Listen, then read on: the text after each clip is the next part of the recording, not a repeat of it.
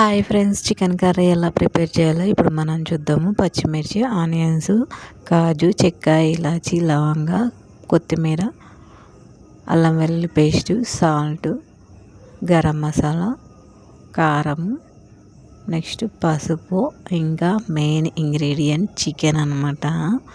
ఇవన్నీ తీసేసుకొని ప్రాసెస్ ఎలా చేయాలో ఇప్పుడు మనం చూద్దాము. స్టవ్ వెలిగించేసేసుకొని ప్యాన్ పెట్టేసుకొని కావాల్సినంత ఆయిల్ వేసేసి అందులో ఇప్పుడు చెక్క, ఇలాచి, లవంగ, కాజు వేసేసి బాగా లైట్ బ్రౌనిష్ కలర్ వచ్చేంత వరకు ఫ్రై చేసేసుకుందాము. ఇవన్నీ సన్న మంట మీదనే పెట్టేసుకొని ఫ్రై చేసేసుకోవాలన్నమాట.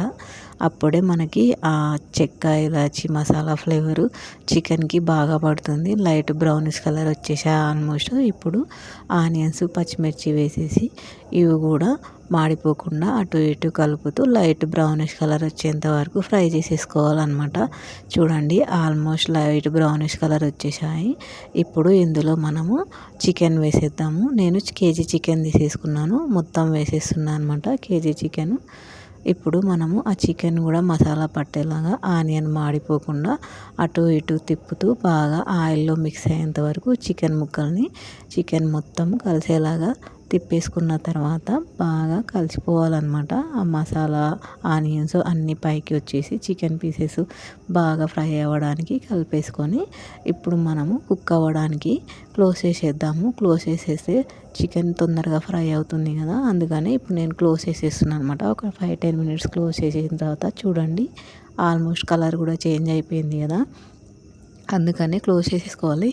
ఇందులో వాటర్ అస్సలు యూజ్ చేయకూడదు అనమాట. ఆల్మోస్ట్ అందులో వాటరే కలిసిపోతుంది, మొత్తం కుక్ అవుతుంది. చూడండి, ఇప్పుడు కొద్దిగా పసుపు వేసేసుకొని ఆ పసుపు కూడా మొత్తం మిక్స్ అయ్యేంత వరకు కలిపి మళ్ళీ ఒక 5-10 మినిట్స్ క్లోజ్ చేసేసిన తర్వాత మళ్ళీ చూడండి, ఆల్మోస్ట్ దగ్గరికి వచ్చేసింది. ఇప్పుడు అల్లం వెల్లుల్లి పేస్ట్ వేసేద్దాం. తగినంత అల్లం వెల్లుల్లి పేస్ట్ వేసేసుకొని ఆ అల్లం పేస్ట్ కూడా బాగా మిక్స్ అయ్యేంత వరకు కలిపేసి బాగా అటు ఇటు కలిపేసిన తర్వాత ఇప్పుడు మళ్ళీ మనము ఒక 5-10 మినిట్స్ క్లోజ్ చేసేద్దాము. అలా మూసేస్తే తొందరగా కుక్ అవుతుందన్నమాట. చూడండి, ఆల్మోస్ట్ దగ్గరికి వచ్చేసింది. ఇప్పుడు సాల్ట్ వేసేద్దాము.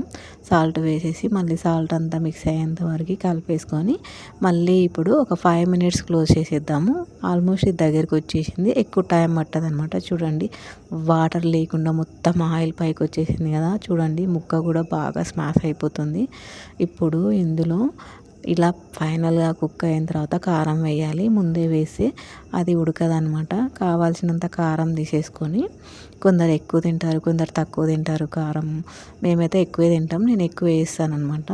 ఈ కారం మాడిపోకుండా అటు ఇటు తిప్పుతూ ఉండాలి. ఇప్పుడు క్లోజ్ చేయాల్సిన అవసరం ఏముండదు అనమాట. ఆల్మోస్ట్ కుక్ అయిపోయింది కదా, క్లోజ్ చేసేస్తే కారం అనేది మాడిపోతుంది. అందుకనే కారం బాగా కుక్ అయ్యేంత వరకు కలుపుతూ మాడిపోకుండా అటు ఇటు మనం ముక్కలని బాగా కలుపుతూ ఉండాలి. ఇప్పుడు ఇందులో మనం గరం మసాలా తీసేసుకుందాము. గరం మసాలా కూడా బాగా ముక్కలకి పట్టేలాగా ఒక 5 మినిట్స్ అలా కలిపేయాలన్నమాట. ఈ చికెన్ మాడిపోకుండా ఉండడానికి బాగా మిక్స్ చేస్తేనే మంచిగా చికెన్ అనేది బాగుంటుందన్నమాట. చూడండి, ఆల్మోస్ట్ మనకు చికెన్ అనేది రెడీ అయిపోయింది. ఎమ్మి చికెన్ వేడి వేడి రైస్లో తింటే బాగుంటుంది. నేనైతే జొన్న రొట్టెలు తింటాండి, మా ఇంట్లో అందరూ జొన్న రొట్టె తింటారు. ఫైనల్గా కొత్తిమీర వేసేసుకొని మనము సర్వ్ చేసేసుకొని వేడి వేడి రైస్ ఇంకా పూరి, చపాతి దేంట్లో అయినా తినొచ్చు. Thank you. సబ్స్క్రైబ్.